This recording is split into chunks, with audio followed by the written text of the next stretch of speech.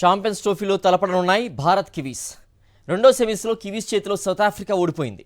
363 పరుగుల లక్ష్యాన్ని ఛేదించలేక చతికిలపడ్డారు సఫారీలు. ఏ దశలోనూ పోటీ ఇవ్వలేకపోయింది సౌత్ ఆఫ్రికా. సఫారీలపై 50 పరుగుల తేడాతో న్యూజిలాండ్ గెలుపొందింది.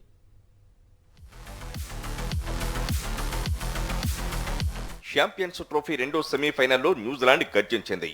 ముందు బ్యాటింగ్లో తర్వాత బౌలింగ్లో దక్షిణాఫ్రికా జట్టును కుదేలు చేసింది. రెండు మాజీ ఛాంపియన్ జట్ల మధ్య బుధవారం జరిగిన సెమీఫైనల్లో 2000 టోర్నీ విజేత కివీస్ 50 పరుగుల తేడాతో 1998 ఛాంపియన్ దక్షిణాఫ్రికాపై జైభేరి మోగించింది.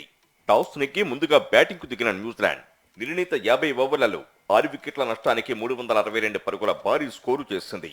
కివీస్ ప్లేయర్లు రచిన్ రవీంద్ర, కేన్ విలియమ్సన్ సెంచరీలతో కదం తొక్కారు. ఫిలిప్స్ 49 పరుగులతో నాటౌట్గా నిలిచాడు. మిచెల్ 37 బంతుల్లో 49 రన్స్తో చెలరేగాడు.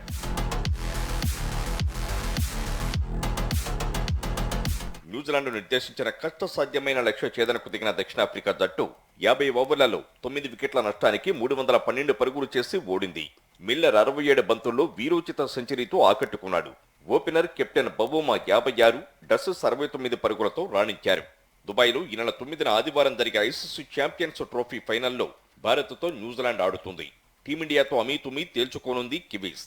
ఇటీవల ఐసీసీ టోర్నీల్లో ఆఖరి మెట్టులో బోల్తా కొట్టిన న్యూజిలాండ్ ఆదివారం భారత్తో తన దృష్టాన్ని పరీక్షించుకోనుంది.